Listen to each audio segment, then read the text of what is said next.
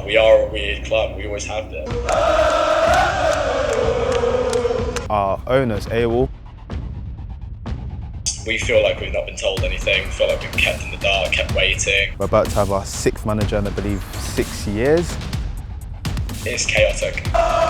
Embarrassing to be as stale as we were for so long. Uncoordinated, unorganised.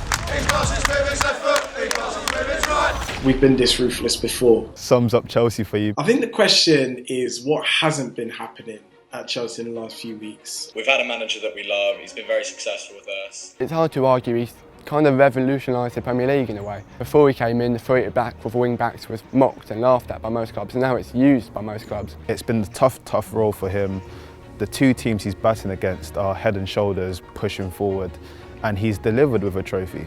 It was a great thing to happen. We loved him for it. We still do love him for it. Conte for me was an enigma. When he came to London, to Chelsea, he said that he loves to fight, he likes to win a war. Over the course of his tenure, this side of him gradually reduced, and he seemed a bit tired, he seemed a bit frustrated with the club. The second season came and he wasn't happy with the transfers. He started dropping key players like Luiz, like William. Slowly it led to his relationship with players, staff, the board and even the fans deteriorating completely. It seemed like he was trying to take back power he wasn't given from the board above. Losing to Burnley at home, first day of the season, after becoming champions, 2 men sent off. It seemed like the players weren't really playing for him anymore. The rumours are that the club didn't want to get rid of him because there's a cost attached to it, which is 9 million, that's what the newspapers say. It just wasn't working, and when it's not working, something's got to change. And you can't boot out the entire squad, so the obvious change is the manager. This has happened before with the club.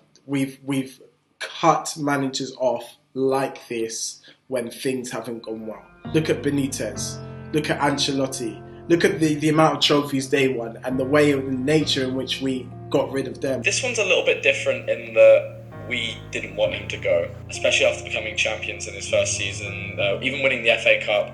I don't think many managers are going to stay at Chelsea for a long period of time. And I think Chelsea probably did start the trend of this, bringing in a manager, winning a trophy. If it's not working, get rid of the manager. It's very confusing to be a Chelsea fan. We really, most of the time, we know that something's going to happen, but we don't know why. We seem to be operating on a model where success at the highest level has to come every year to ensure that your job will still be there. That's kind of what really happened to Conte. He always tried to make his own transfers, but at Chelsea it's a weird one because the higher up, in the board, they tend to do all of the transfer dealing. The manager should be allowed to buy who he wants. I think at the end of the day, the manager is the one who knows about football. I think for our youth team, which are one of the best in the world, they're really struggling at the minute because every manager that comes in will have this internal pressure that if I don't do well, then I'm not going to get picked or I'm going to get sacked. And if I get sacked, then it's because I took a risk playing this youth player rather than going out and spending X amount of money on the best players to be able to win a trophy. The last player to come through the youth system was John Terry, who's gone now, and that was 20 years ago. When one set go on loan, they'll set that remain get the opportunity to play.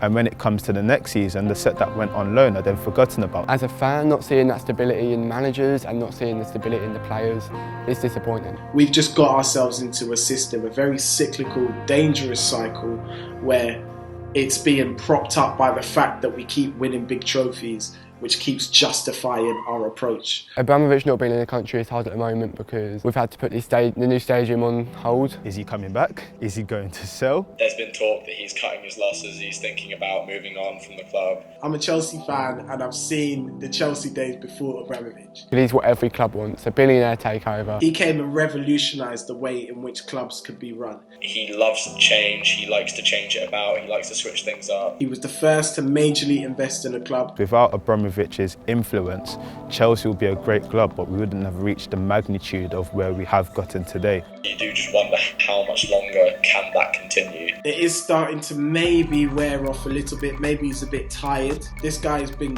consistent year after year in terms of if you're not good enough, you'll get sacked. So managers coming into the club understand that. Now that Sarri's come in, will he have the time to nurture new talent with 3 weeks of the Premier League starting?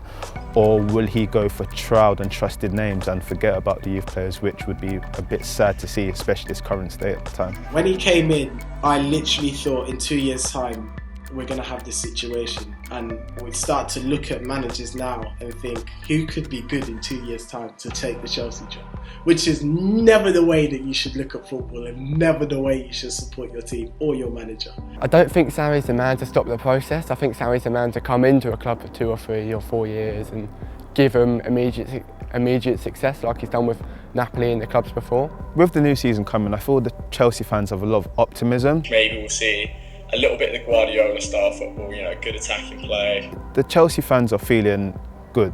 This random switch of managers every couple of years, it hasn't stopped our success, which I suppose is a good thing. Listen, the trophies don't lie. If we give Sarri what he wants and what he needs, he can make us one of the best clubs in the world again. Sarri might come in and work his magic like Conte did. We might end up Premier League champions. That's how we just can't tell at this point. We might be champions, we might be 10th, we don't know. It's going to be an interesting season for sure.